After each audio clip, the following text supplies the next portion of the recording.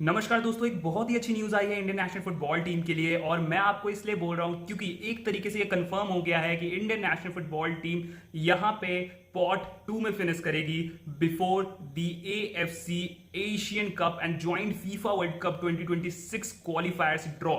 अब मैं इसलिए आपको बोल रहा हूं दोस्तों कि 27 जुलाई को यानी कि 27 जुलाई को ड्रॉज निकाले जाएंगे for the second round of FIFA world cup and AFC Asian cup 2027 joint क्वालिफायर्स।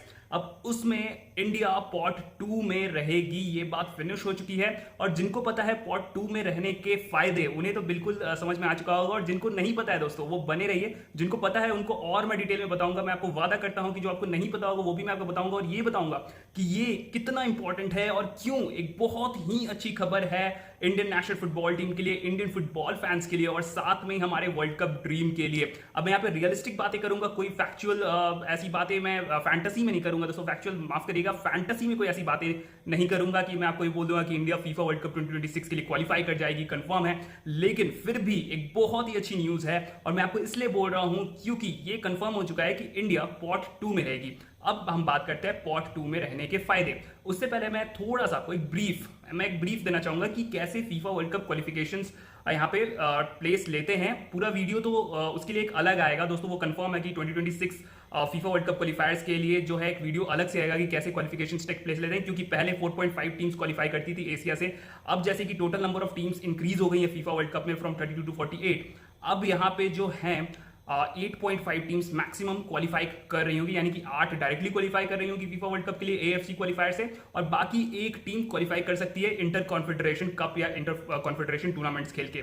अब मैं दोस्तों आपको बता देता हूं कि सबसे पहले तो ये होता है कि जो भी टीमें जो हैं, जो लोअर रैंक टीम है वो फर्स्ट राउंड खेलती हैं। और फर्स्ट राउंड खेलने के बाद जो उनमें से टॉप 11 टीम्स होती हैं वो क्वालिफाई करती हैं सेकंड राउंड के लिए। और जो पहले से 1 टू 25th फीफा रैंकिंग वाली जो टीम होती है in contrast to AFC rankings, यानी कि जो भी फीफा रैंकिंग हो उससे मतलब नहीं है, लेकिन एएफसी की जो रैंकिंग्स हैं उसमें जो 1 टू 25 फीफा में जो टॉप कंट्रीज हैं तो वो जो होती हैं वो पहले से सेकंड राउंड में क्वालिफाइड होती हैं। और बाकी जो उनकी नीचे वाली टीम है वो आपस में फर्स्ट राउंड खेल के टॉप 11 टीम्स यहाँ पे सेकंड राउंड के लिए क्वालिफाई करती हैं। यानी कि कुल 36 टीम्स यहाँ पे पार्टिसिपेट करती हैं सेकंड राउंड में फीफा वर्ल्ड कप क्वालिफायर्स के लिए, जहां पे उनको यहाँ पे 9 ग्रुप्स में बांटा जाता है। और हर एक ग्रुप में यहाँ पे 4-4 टीमें होती हैं।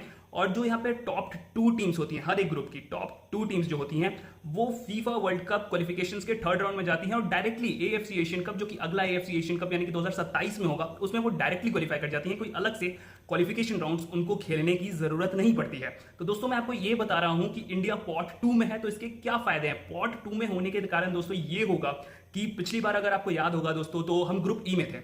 कतर, ओमान, इंडिया और यहाँ पे बांग्लादेश।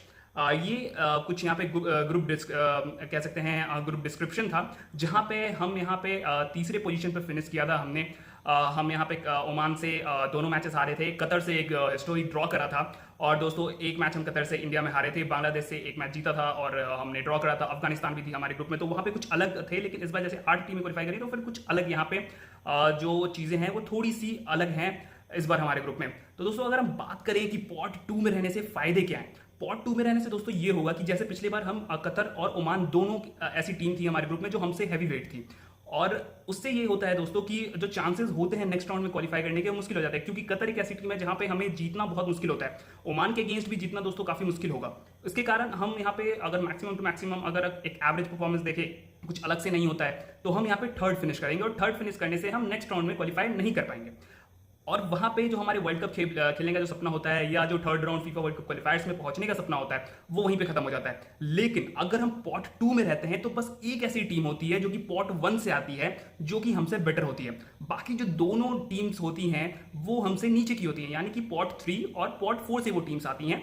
और अगर मैं बात करूं तो जो पॉट 1 की टीम होती है वो डायरेक्टली क्वालिफाई करती है। 1 टू 9 रैंक वाली जो टॉप एएफसी टीम्स होती हैं 1 टू 9 वाली, वो पॉट 1 में रहती हैं। उसके बाद जो 10 टू 18 होती है वो पॉट 2 में रहती है। और उसके बाद 19 से जो 27 वाली टीम्स रहती है वो पॉट 3 में रहती हैं। और बाकी की जो यहाँ पे क्वालिफिकेशन प्रोसेस जो फर्स्ट राउंड होते हैं उससे यहाँ पे डिटरमाइन होता है कि कौन कौन सी टीमें यहाँ पे किस ग्रुप में रहेंगी, और ये इस तरीके से तय होता है।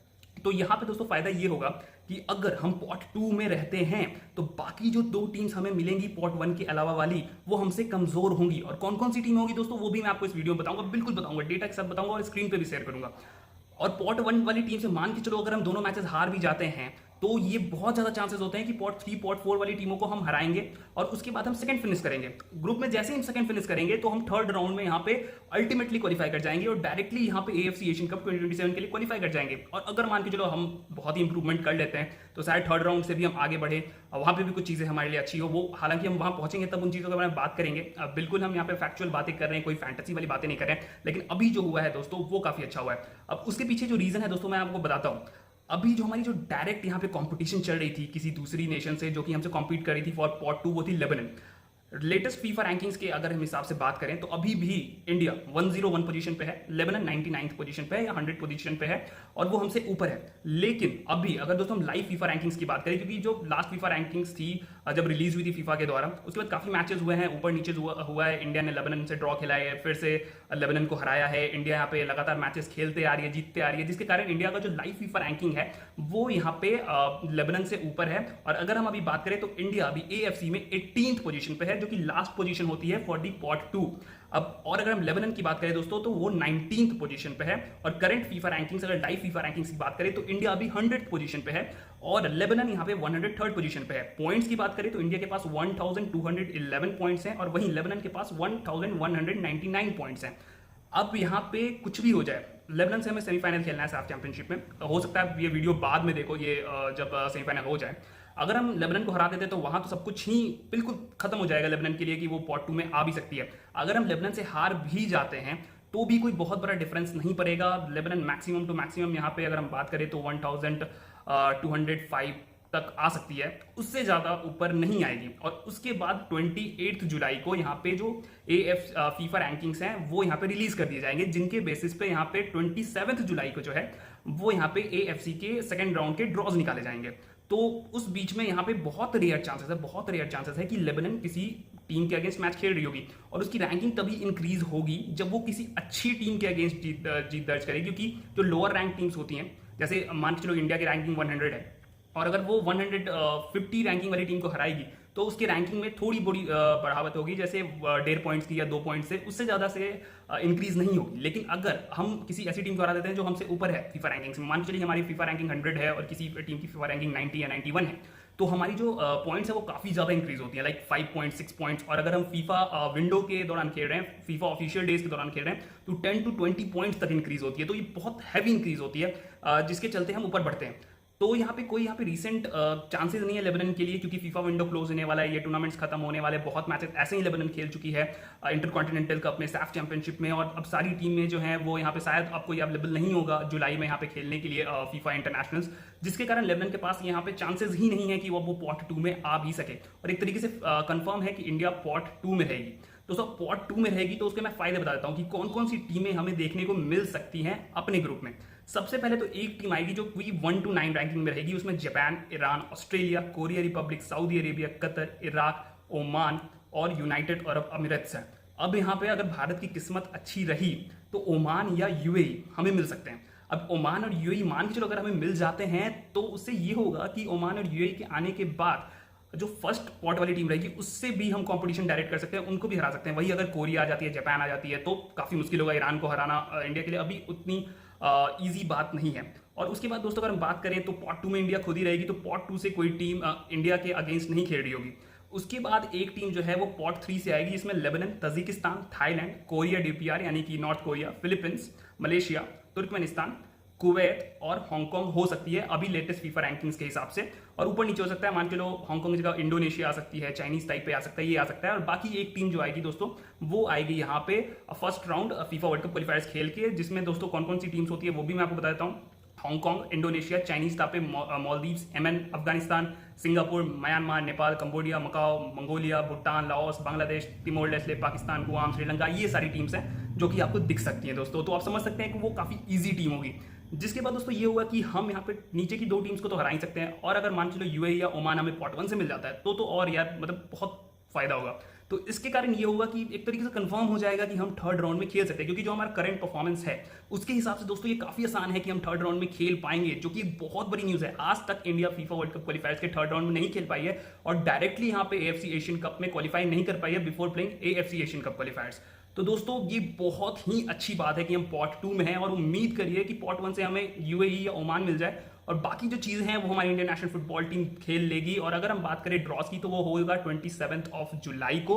और अगर हम बात करें फीफा वर्ल्ड कप क्वालिफायर्स कब से स्टार्ट हो रहे हैं, ऐसे तो फीफा वर्ल्ड कप क्वालिफायर्स जो हैं वो स्टार्ट हो जाएंगे फर्स्ट राउंड के, लेकिन जो एक्चुअल जिसे हमें मतलब है सेकंड राउंड वो जो है वो 16 नवंबर 2023 से स्टार्ट हो जाएगा। उसके बाद यहाँ पे जो मैचेस हैं वो आगे पीछे हैं, बहुत दिनों बाद हैं। अगर मैं आपको मैचेस बताऊं तो मैच डेज यहाँ पे अगर हम बात करें तो 16 नवंबर है, 21 नवंबर है, 21 मार्च 2024, 26 मार्च 2024, 6 जून 2024 और 11 जून 2024। ये सेकंड राउंड जो है उनके मैच डेज है जहां पे आपको इंडिया खेलते हुए दिखेगी। तो एक बहुत ही अच्छी बात है दोस्तों इंडियन नेशनल फुटबॉल टीम के लिए कि हम पॉट 2 में हैं। और बाकी जो टीम्स 2 आएंगी नीचे वो तो कंफर्म है कि हमसे थोड़ी वीक आएगी। जो अभी तक होता आ रहा है कि हम पॉट 3 में रहते थे पहले और ऊपर की 2 टीमें हमसे मजबूत रहती थी, जहां पे हमारे डिफिकल्ट हो जाता था नेक्स्ट राउंड में क्वालिफाई करना। तो एक बहुत ही अच्छी न्यूज़ है दोस्तों। जिनको भी वीडियो अच्छी लगी हो दोस्तों वीडियो को लाइक करना, देख सकते हो पसीने पसीना हो गया क्योंकि फैन बंद करके वीडियो बनानी पड़ती है। तो दोस्तों प्लीज सब्सक्राइब करना चैनल को, वीडियो अच्छी लगी तो शेयर करना ये इन्फॉर्मेशन, क्योंकि बहुत ही अच्छी न्यूज़ है इंडियन फुटबॉल के लिए। मिलते हैं आपसे अगले वीडियो में बहुत ही